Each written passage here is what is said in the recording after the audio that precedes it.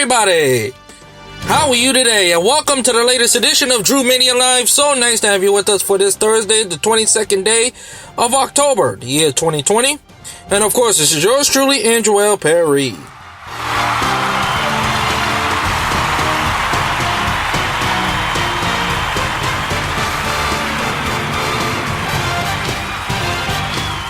Thank you very much. As always, coming to you live and answering from the busy streets of New York City as I chat to you what is happening in the world of sports. We have a lot of sports to digest, from baseball to the NFL. Tonight is the NFC East rivalry between the Philadelphia Eagles and the New York Giants. The winner will be in first place or get close to winning the division after the Cowboys won the debacle. But I'll get to the Lakers as much as I can. I know I'm late to the party, even though they had a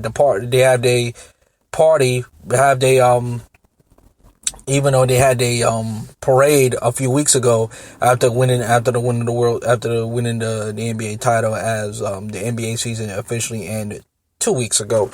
But I'm gonna start off with I'm gonna kick things off with I'm gonna start with the baseball right now, as the World Series is dead after the Rays even the series at a game apiece after winning 6-4 after beating up on Hill. Brandon Lowe hit 2 home runs. The Cuban sensation is continue to hit a lot, and continue to have hits. He's the 22nd play, the 22nd. He's the since Derek Jeter to have the 22nd hits, 20 hits, 20 home runs, something like that. But nevertheless, he is firing in all cylinders, and the Tampa Bay Rays is going to be even series. As we go into the season,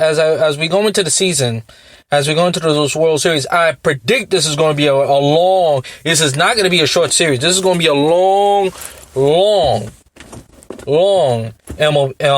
World Series, and it's going to be a damn good one, because you got two very good teams, two of the best teams in baseball,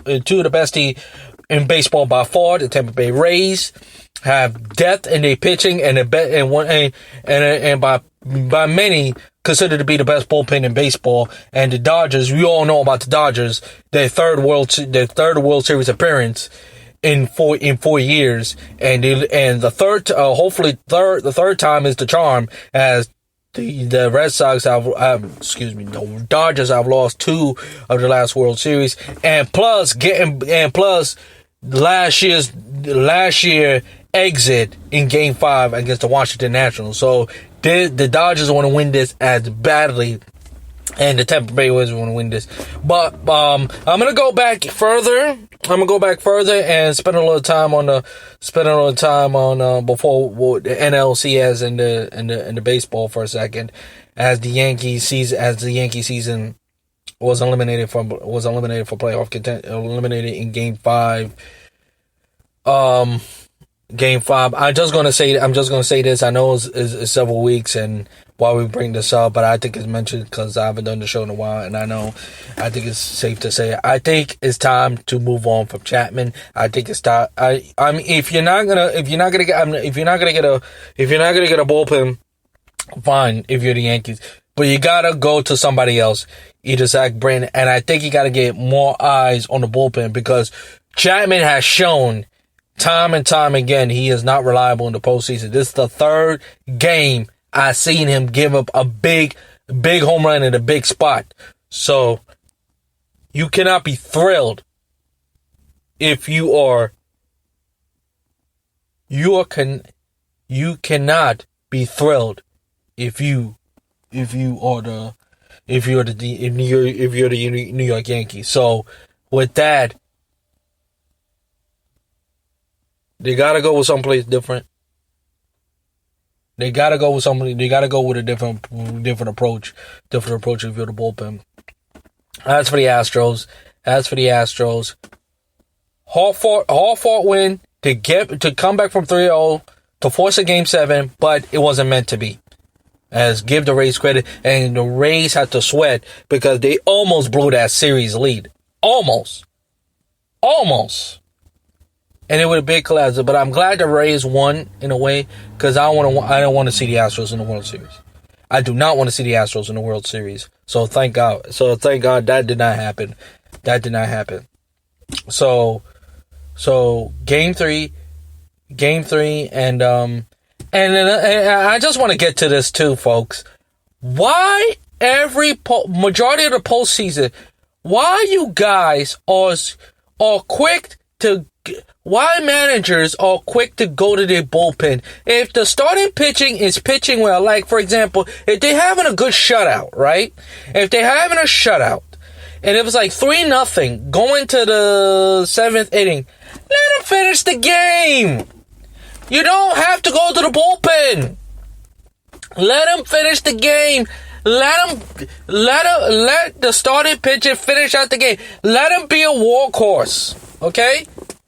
Let's see if he can get him out of trouble. Now, if he give up a point after the 7th inning, then you pull him out. But you don't pull him out when he's pitching a complete game. It really bugs me a little bit. And the managers, I wish organizations let the manager manage the way he wants, because a lot of managers have a lot on their plate as itself already, and you let the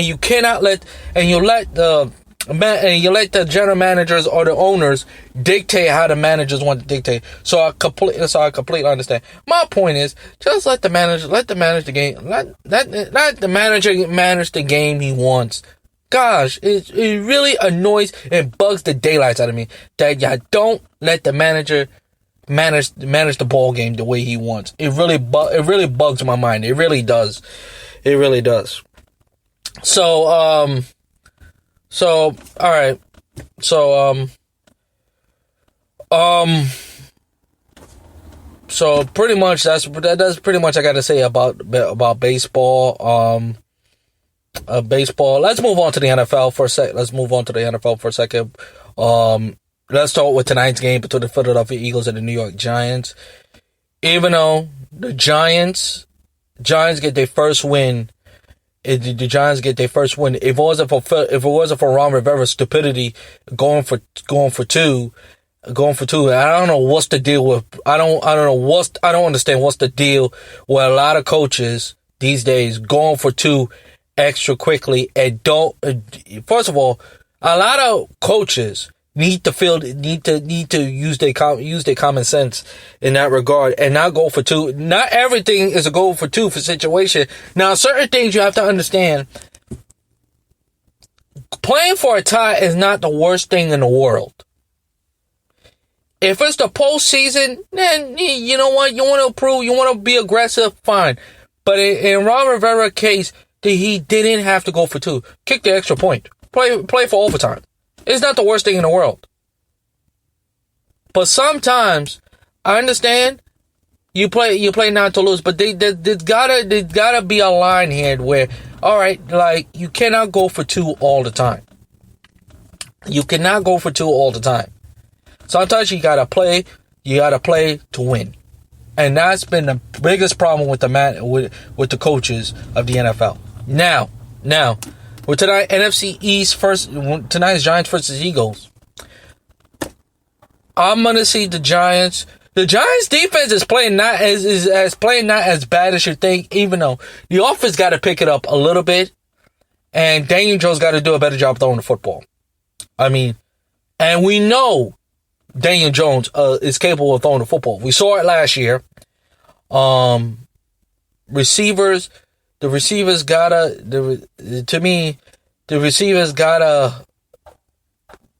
make some plays.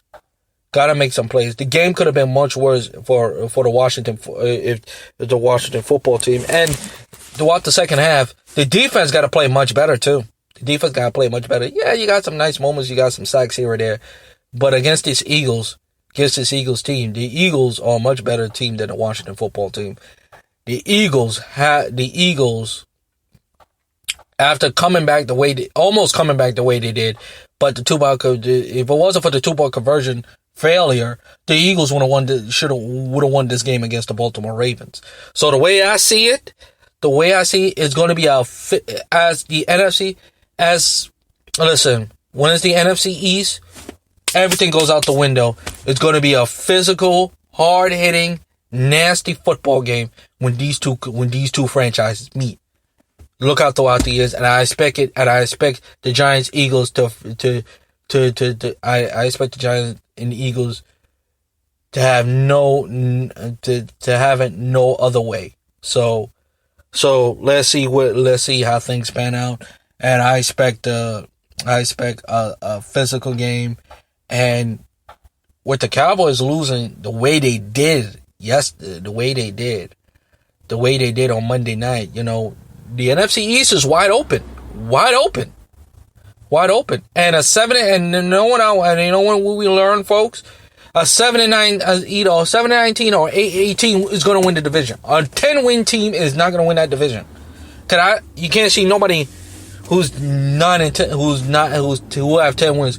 Nobody in that division is going to have 10 wins. There's going to be a 9-win team. It's going to be 9-win team that's going to most likely win that division. So that's where I see it right now. And real quickly on, I hear Antonio Brown expected to come back to the league. And within 8 weeks or so, he's supposed to come back and join the Seattle Seahawks, or the other team or other teams. Here's all I will say about Antonio Brown. Antonio Brown is a Hall of Fame wide receiver. No question about it. But, and I mean a big but, if you are a team, you gotta consider him messing up. What is he gonna bring to the clubhouse? Is he gonna be a player that's gonna be very disruptive, or he's gonna be a team player? Because if he's gonna be disruptive and he's not gonna be 100% committed to playing football, like Stephen A. Smith say, why bother? Honestly. Yes. Antonio Brown, like I said, Antonio Brown is a great wide receiver. But if I'm an owner or a general manager of a club, of a football team, of the National Football League, who needs wide receivers, and I think he's a better wide receiver than Odell Beckham Jr. I don't care what anybody tells me. I think he's a better wide receiver than Travis Landry. I don't know. I'm not too sure about Julio Jones. Even though the only wide receiver right now that I can say who's better than Antonio Brown is Julio Jones of the Atlanta Falcons. But again, it's gonna be very, very hot. He's gonna make the locker room very, very hot. And if he's not willing to commit, then why bother? And with that, that's going to do it for this edition of Drew Mania Live. Thank you so much for listening. If you want to listen to this episode again, please go to Spreaker.com, type in the keyword Andrew L. Perry. Once again, go to Spreaker.com, type in the keyword Andrew Perry, and always follow my show on Facebook, Twitter, YouTube, and iHeartRadio, and whatever you listen to your podcast. And subscribe on my YouTube channel, Andrew L. Perry. That's Andrew L. Perry on my YouTube channel. Until next time, this is Andrew Perry, always saying to you, shalom, let peace go with you, and I'll talk to you in the next Drew Mania Live. So long, everybody. Enjoy the rest of your Thursday and your weekend.